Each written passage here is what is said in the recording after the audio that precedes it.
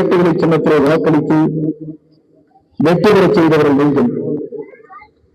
ஆனால் சின்னம் மாறியதற்கு பிறகு இந்த களத்தில் நிற்கிற போது பல இடங்களில் செல்லுகிற போது நீங்கள் போங்கள் நான் வாக்களிக்கு போடுகிறேன் என்று சொன்னார்கள். நானே வியந்து போனேன். அதை மறக்கவில்லை. மக்கள் நெஞ்சங்களில் நீங்கி வாழ்ந்து கொண்டிருக்கிற காட்சியை நான் கண்டேன்.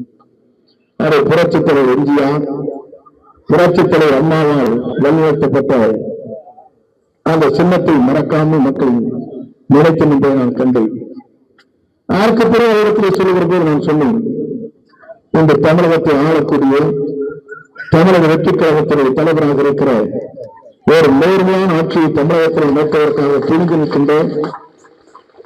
தமிழக வெற்றிக் கழகத்துடைய தளபதி ஜோசப் டெல்லி அவர்களுடைய வெற்றிதான் தமிழ்நாட்டுடைய தலையிலத்தை மாற்றப் போகிறது என்று நாங்கள் குறிப்பிட்டோம். அப்போது எல்லோரும் நினைத்தார்கள், இது நடக்கப் போகிறதா என்று நினைத்தார்கள். நடந்த வெளியீடு மட்டுமல்ல, இந்த தமிழகத்தை ஆளக்கூடிய தகுதி அவரிடத்திலே மட்டும்தான் இருக்கிறது என்ற வரலாற்றை படைக்கிற தலைவராக நம்முடைய வெற்றிக் கழகத்துடைய தலைவர் தளபதி அவர்கள் இன்றைக்கு விளங்கிக் கொண்டிருக்கிறார் என்பதை நான் இந்த நேரத்திலே கோடிட்டு காட்ட விரும்புகிறேன். ஏழை சொல்லுங்கள் சொன்னால் எல்லோரும் நினைத்தார்கள். புரட்சித் தலைவர் திரைப்படத்திலிருந்து வருகிற போது அப்போது சொன்னார்கள், அவருடைய படம் 3 நாட்கள் ஓடுவதை போலதான் ஆட்சியும் இருக்கும் என்றார்.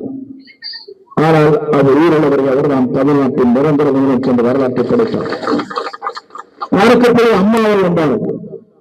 அவரும் தொடர்ந்து 6 முறை முதலமைச்சராக அருகில் அமர்ந்தார்கள். அதற்கு பிறகு இன்றைக்கு 3வது தலைமுறையாக தமிழக வெற்றிக் கழகத்துறை தலைவர் தளபதி அவர்கள் திரையுலகத்திலும் சரித்திரம் படைத்தார். நாளை ஆட்சியிலும் சரித்திரம் படைக்கக்கூடிய ஆற்றல் மிக்க சக்தியாக விளங்கிக் கொண்டிருக்கிறார் என்பதை நான் நேரத்தில் தெரிவித்துக் கொள்கிறேன். நான் பார்த்தேன், சின்ன பசங்களே ஓட்டு வாங்கி கொடுத்தாங்க. அதான் மதியம் அப்பா அம்மா தூங்கிடுவேன்.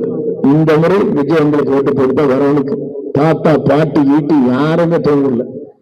ஓட்டு போட்டு வந்தாத்தான் சாப்பிட விட்டாங்க.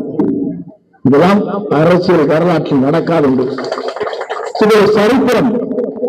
இந்த சரித்திரத்திற்குரியவர் தமிழக வெற்றிக் கழகத்துறை தளபதி தான் முடியுமே தவிர எவராலும் முடியாது. நான் குறிப்பிடுவதற்கு காரணம் ஒரு ஆற்றும் திறனுக்கு சென்று நான் பார்க்கின்ற போது முதல்முறை அவரை சந்திக்கிறேன். சந்திக்கிற போது எனக்கெல்லாம் என்ன செய்ய போகிறார் என்ற கேள்வியின் மனதில் வந்தது. சந்தித்துடனே முடிவு செய்து இவர் இந்த நாட்டை ஆள்வதற்கு மட்டுமல்ல, நிரந்தர முதலமைச்சராக தமிழகத்தில் இருப்பதற்கு தகுதி இருக்கிறது என்பதை நான் புரிந்து கொண்டேன். நான் ஏற்காவது சொல்ல என்று சொன்னால், ஒரு தலைவரிடத்திலே பேசுகிற போதே புரிந்து கொள்ள முடியும்.